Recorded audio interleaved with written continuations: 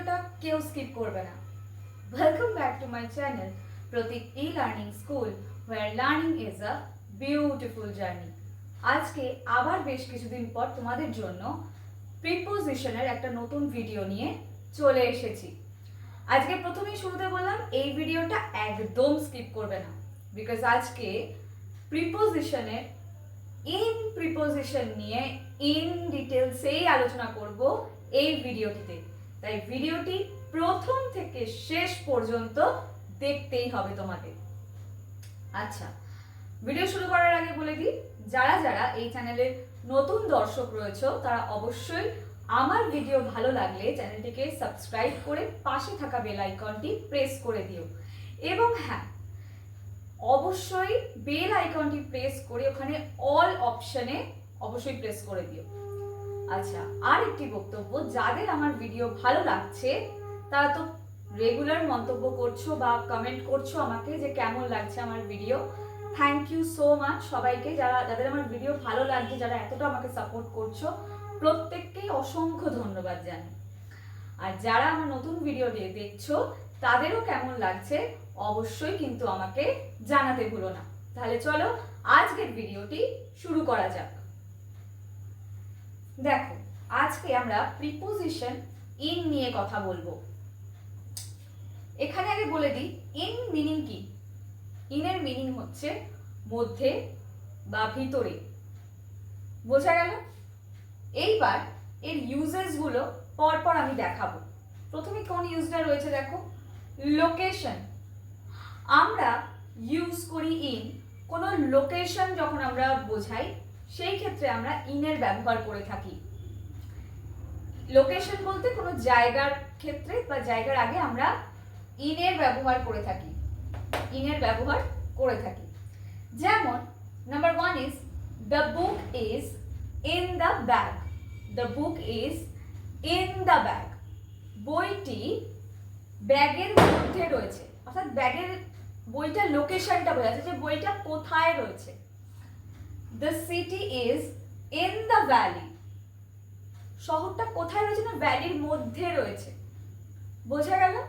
অর্থাৎ প্রত্যেকটারই লোকেশনটা কোথায় সেটা কিন্তু বোঝাচ্ছে এই ইন। অর্থাৎ লোকেশনের ক্ষেত্রে আমরা ইনের ব্যবহার করে থাকি। 3 নম্বর, the picture is in the frame.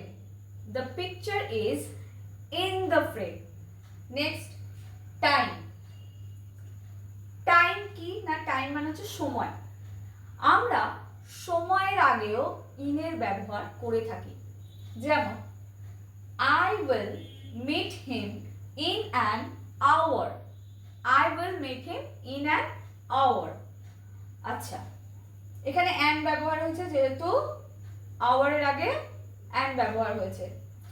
আচ্ছা, I will meet him in an hour, অর্থাৎ আমি তার সঙ্গে দেখা করতে যাব আর 1 ঘন্টার মধ্যে, অর্থাৎ তাকে আমি 1 ঘন্টার মধ্যে মিট করব, তার সঙ্গে আমি 1 ঘন্টার মধ্যে দেখা করব। এই 1 ঘন্টার মধ্যে, এই যে এই সময়ের সীমার মধ্যে, সেটা বোঝাতেই এখানে ইনের ব্যবহার হয়েছে। সময়ের আগে আমরা ইনের ব্যবহার করি। 2 নম্বর রয়েছে the concert is in 2 days। অর্থাৎ আর 2 দিনের মধ্যে কনসার্টটি রয়েছে। অর্থাৎ 2 দিনের মধ্যে, কনসার্টটি কত দিনের মধ্যে রয়েছে না, 2 দিনের মধ্যে রয়েছে। একটা সময়সীমার মধ্যে রয়েছে, কোনো কিছু সময়ের মধ্যে রয়েছে, মধ্যে, সেটা বোঝাতেই এখানে ইনের ব্যবহার হয়েছে। নেক্সট রয়েছে দেখো সিচুয়েশন অর কন্ডিশন। আমরা নর্মালি এগুলোর ক্ষেত্রে ব্যবহার করে থাকি, কিন্তু আমরা জানি না যে এটাকে অ্যাকচুয়ালি কি হিসেবে ব্যবহার করি আমরা, মানে কোনো situation or condition.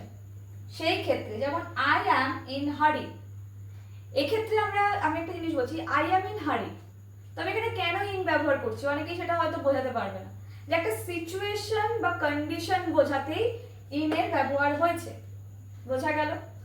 I am in হারি মানে আমি তাড়াতাড়ির মধ্যে রয়েছি, বোঝা গেল? নেক্সট হচ্ছে হি ইজ ইন ট্রাবল। সে ট্রাবলের মধ্যে রয়েছে, অর্থাৎ বিপদের মধ্যে রয়েছে বা কোনো সমস্যার মধ্যে রয়েছে। এইবার I am in hurry R he is in trouble, এখানে দেখো প্রথমটা যেটা রয়েছে সেটা রয়েছে একটা সিচুয়েশন, নেক্সটটা হচ্ছে একটা কন্ডিশন। যেমন আই অ্যাম ইন হারি, এটা একটা কন্ডিশনের মধ্যে রয়েছে, মানে আমি কি কন্ডিশনে রয়েছি, আমি তাড়াতাড়ি কন্ডিশনে রয়েছি, মানে আমি তাড়াতাড়ি করছি, এটা একটা কন্ডিশনকে বোঝাচ্ছে।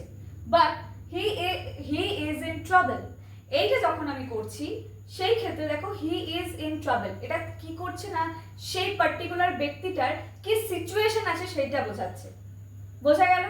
তো এখানে আমরা ইনের ব্যবহার করে থাকি কোনো সিচুয়েশন বা কন্ডিশন বোঝাতে।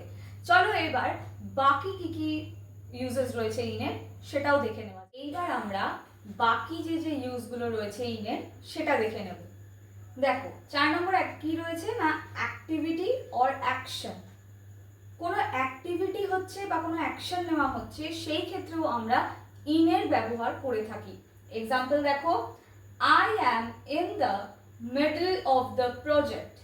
I am in the middle of the project, এখানে একটা প্রজেক্টের মধ্যে রয়েছে সেইটা বোঝাচ্ছে, একটা অ্যাকশনের কথা বোঝাচ্ছে বা একটা অ্যাক্টিভিটির কথা বোঝাচ্ছে, সেই জন্য এখানে ইনের ব্যবহার হয়েছে। আচ্ছা, নেক্সট হচ্ছে মেম্বারশিপ অর পার্টিসিপেশন। কোনো কিছুর মেম্বারশিপ বা পার্টিসিপেট করছে, মানে পার্টিসিপেশন রয়েছে, এই রকম ক্ষেত্রে আমরা ইনের ব্যবহার করে থাকি। যেমন I am in the team, I am in the team. Next হচ্ছে ইন্টারেস্ট, ইমোশন আর ওয়েদার বোঝাতে, মানে ওয়েদার বলতে ক্লাইমেট, ওয়েদার ক্লাইমেট বোঝাতে আমরা ইনের ব্যবহার করে থাকি।